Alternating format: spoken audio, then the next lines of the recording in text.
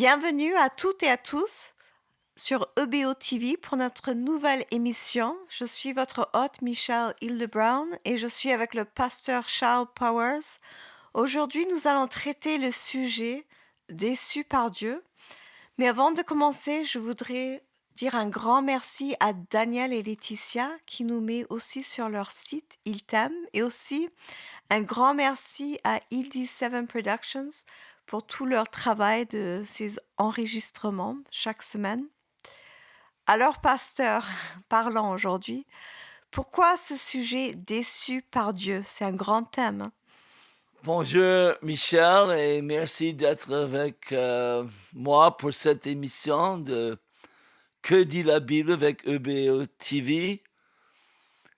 Et c'est vrai, c'est une grande question parce que de nos jours, nous entendons souvent les témoignages merveilleux des guérisons, des délivrances, les grandes réponses à la prière, les relations restaurées. Mais c'est rare que nous puissions entendre quelqu'un témoigner d'un Dieu qui semble injuste, silent et complètement caché. Pourtant, des milliers de chrétiens vivent cette expérience, mais ils ont rarement l'occasion de s'exprimer. Et cette émission aujourd'hui est pour ceux qui sont déçus par Dieu. Et il y a 30 ans, Philippe Yancey a écrit un livre, Déçu par Dieu, tu peux l'avoir en français. Et tout au long de ce livre, il parle d'un jeune étudiant à la faculté qui s'appelait Richard. Il s'est converti à la faculté et il avançait avec Dieu, mais après, ses parents étaient divorcés, sa fiancée l'a quitté sans dire un mot, sans explication. Un employeur quelqu'un qui avait dit je te donne un boulot, n'a pas tenu sa parole. Mais il a continué à suivre Dieu, mais un jour il a assisté à une réunion de guérison, une grande réunion avec quelqu'un qui soi-disant guérissait les gens. Et en pleine réunion, un médecin s'est levé pour dire Dieu m'a guéri de mon cancer. Il était ravi et ce jeune étudiant était encouragé dans sa foi. Il remerciait le Seigneur. Il était touché, épaté. Et 2 semaines plus tard, il téléphonait à ce médecin. Il devait chercher son numéro. Il voulait encourager le médecin, remercier le médecin pour son témoignage. Et une femme a répondu au téléphone et il a expliqué pourquoi il téléphonait et elle a dit il est mort. Et c'était le coup de massue, il ne comprenait pas, choqué d'entendre ça parce qu'il avait mis beaucoup de confiance en cette guérison. Il était très déçu. Il continuait quand même. Mais après, il y avait d'autres choses et un jour, il était au bout du rouleau. Il s'est mis dans son appartement pour être seul avec Dieu. Il dit, Dieu, si tu existes, si tu es là, il faut que tu me montres, donne-moi un signe que tu es là. Il attendait pendant des heures. Rien ne s'est passé. Silence total, silence total. Il dit, ça y est, c'est fini pour moi. Il a pris sa Bible, tous ses livres sur Dieu théologiques. Il est descendu, il y a un barbecue chez lui. Il a commencé à brûler ses livres. Et c'était fini pour lui. Il était très déçu par Dieu. Donc, pour cette raison, aujourd'hui, on parle pour ces gens. Parce que lui, il a perdu sa foi. Et jusqu'à aujourd'hui, il n'est jamais revenu à Dieu. Mais moi-même, je peux vous donner un témoignage très personnel. Il y a 11 ans, j'ai perdu mon fils unique, Joshua. Il avait que 27 ans. C'était le choc total, mais comme vous pouvez imaginer, j'ai reçu plein de livres, des gens, des CD pour m'encourager. Mais le seul livre qui m'a aidé, c'était ce livre Lamentation pour un fils. Et il n'a pas cherché de me convaincre que Dieu était juste, que Dieu était là pour me parler directement. Non, il a dit ça parce que lui-même avait perdu son fils, ce professeur. Son fils faisait une escalade après son diplôme à la fac et il est mort en tombant de la montagne. Et il a écrit cette lamentation pour son fils. Et c'est ça qui m'a touché. Parce qu'il ne cherchait pas de rassurer les gens sur la main de Dieu. Il a dit, j'ai pas d'explication. Je peux rien faire que supporter cela en face de ce profond et douloureux mystère. Je crois en Dieu le Père Tout-Puissant, Créateur du ciel et de la terre, et en la résurrection de Jésus-Christ. Je crois aussi que la vie de mon fils a été enlevée à la fleur de l'âge. Je ne peux pas coller ces morceaux ensemble. Je suis perdu. J'ai lu les arguments théologiques produits pour justifier la façon de Dieu d'agir vis-à-vis de l'homme. Ils ne sont pas convaincants.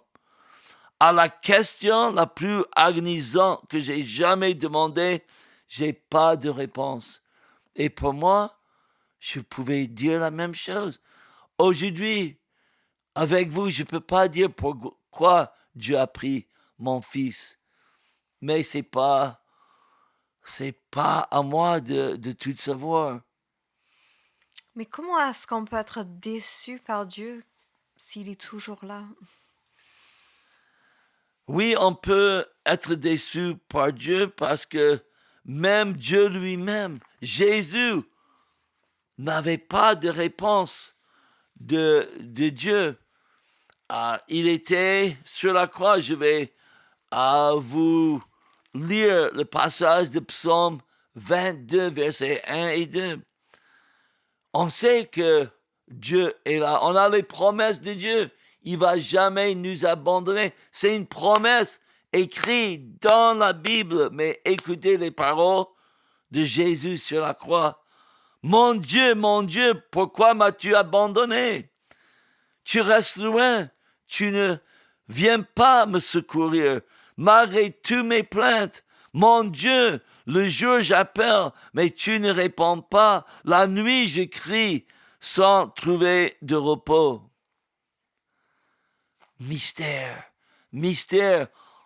C'est vrai, Dieu nous aime et il veut que nous pouvons prospérer, être en bonne santé, physiquement, spirituellement. Toi, Jean le dit. Mais il y a l'autre côté de Dieu qui est mystère. Et Michel, je crois, tu connais quelqu'un, tu as vécu une expérience comme ça, si tu peux nous raconter. Oui, pour moi personnellement, il y a une femme qui m'a inspirée quand j'avais perdu mon petit frère. Juste après ça, j'ai pu travailler pour une dame qui était en train de mourir d'une maladie. En anglais, c'est Lou Gehrig's disease. La maladie, je connais pas le nom en français, mais les muscles se dégradent et à la fin de ta vie, tu t'étouffes sur ta propre salive. Mais c'est une femme qui venait de la Chine et elle était mariée à l'époque avec un homme qui la torturait. Elle me raconte qu'un jour, sous la douche, elle savait plus si l'eau chaude était de ses yeux ou de la douche et que Dieu lui a dit, mon enfant, je vais te délivrer. Et là, Dieu l'a envoyée aux États-Unis. Elle a pu apprendre l'anglais, elle est partie faire son doctorat, tout allait très bien. Elle avait commencé un ministère auprès des mamans célibataires. Mais quand enfin sa souffrance a commencé à s'alléger, là, elle est tombée très malade.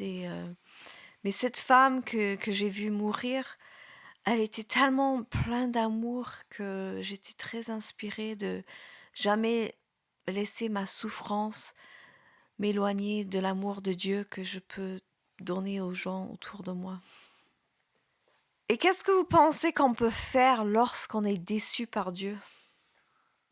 Ça, c'est une question importante. Comment réagir en face de l'injustice entre guillemets de Dieu, cet silence total, ou cet éloignement, ce Dieu caché.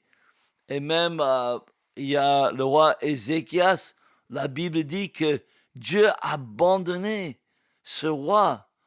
C'est Dieu qui a abandonné une personne pour voir ce qu'il allait faire. Et malheureusement, ce roi n'a pas bien réagi. Et pour nous, c'est ça, de pas tout perdre quand on ne comprend pas. On connaît bien l'histoire de Job, on ne va pas entrer dans les détails. Mais il a dit, Dieu m'a jeté dans la boue et je ressemble à la poussière et à la cendre. Je crie vers toi et tu ne me réponds pas. Mais la Bible dit, Job n'est pas tombé dans le péché. C'est important de dire, OK Seigneur, je suis déçu, tu m'as pas répondu. Il y a des choses que je comprends pas. Même Jean-Baptiste, quand il était en prison, tout son ministère s'est arrêté et même il a commencé à mettre en question le baptême de Jésus dans le sens, mais est-ce que c'est toi qui étais le Messie ou est-ce que je dois attendre quelqu'un d'autre? Il était déçu de trouver les choses ne sont pas déroulées comme prévu. Et notre but, c'est de rester fidèle sans se culpabiliser parce que on est déçu ou on voit pas Dieu agir dans notre vie. Il est si lent, il est loin. Et il faut pas toujours dire, oh, je veux ce grand témoignage de sa puissance. Des fois, ça arrive, des fois, ça n'arrive pas. Il y avait un homme, et je suis touché, c'est dans ce livre Déçu par Dieu. Il a dit ça, et écoutez bien. Si nous construisons notre rapport, notre relation avec Dieu sur autre chose que les circonstances de notre vie, peut-être nous pourrions tenir bon quand les choses s'écroulent autour de nous. Et c'est ça, de ne pas réagir dans le sens comme cet étudiant, il a coupé les ponts avec Dieu. L'autre homme a vécu autant de mal, mais il n'a pas cherché de blâmer Dieu. Il a vécu cette silence de Dieu, cet éloignement, mais il a tenu bon. Et on va terminer avec un passage qui donne les deux côtés. Parce qu'en Hébreu 11, on voit, il y avait les guérisons, les délivrances, les grandes victoires, éclatantes même. Mais il y avait les autres qui étaient très déçus. Ils ont subi les pires des choses. On ne va pas entrer dans... Ils étaient torturés ci et en deux. Ils vivaient dans le désert. Ils ont dû courir pour sauver leur vie. Ils sont morts par l'épée. Mais regarde ce que Dieu dit. Dieu a approuvé tous ces gens à cause de leur foi. Et pourtant, aucun d'eux n'a reçu ce qu'il leur avait promis. Dieu a donné les promesses. Je vais être avec vous. Je vais vous protéger. Je suis ton Dieu. Pourtant, ça a mal terminé. Et pour quelques-uns, vous allez vivre les bénédictions, le lait, le miel qui va couler. Mais pour les autres, vous allez vivre que des tragédies. Un mystère. Dieu a dit à Job, Job, tu comprends même pas les merveilles de la nature. Et vous voulez les explications? Niet. Ça va pas se faire. On n'est pas capable. Il faut pas se sentir coupable quand on ne comprend pas. Ces hommes n'ont pas reçu les promesses. Pourtant, ils avaient les promesses. C'est que Dieu avait prévu quelque chose de meilleur pour nous. Il ne devait donc pas parvenir sans nous à la perfection. Dieu a la clé de toutes ces choses. Donc, pour ceux qui sont déçus par Dieu, je vous encourage, ne perdez pas votre foi, tenez bon. Il y a à Toulouse, dans la grande place du Capitole, les grands tableaux faits par un artiste a fait tous les murs. Et quand vous vous approchez de ce tableau, vous voyez que les petits points de peinture qui semblent pas du tout jolis. Mais en reculant, vous voyez tout le tableau, le jeu de lumière, et vous voyez quelque chose de magnifique. Quand tu es tout près, c'est moche. Et des fois, quand on est tout près de cette déception par Dieu, c'est moche. Mais avec du recul, on va voir le tableau que Dieu fait de nos vies. Est-ce que je peux rajouter quelque chose, s'il vous plaît? Oui. C'est fou que tu as parlé de ces tableaux à Toulouse le jour que mon petit frère est décédé. Le matin, avant que je reçois le coup de fil j'allais perdre, que mon petit frère est mort, j'ai raconté à ma tante en parlant de ma petite difficulté que notre vie, c'est comme ce tableau qu'on voit de près. On ne peut pas voir l'image finale. Et 3 heures après que je lui ai partagé cette histoire du tableau, j'ai reçu le coup de fil. Votre petit frère est mort. Ça m'a fait bizarre que tu racontes ça. Ça m'a rappelé ce souvenir. Enfin, oui, c'est improvisé. J'avais pas même prévu de parler de ça. Au dernier moment, j'ai dit, oh, il faut parler de ça. Donc, merci Michel, parce que je savais même pas que tu as vécu ça, mais ça montre que c'est Dieu l'artiste.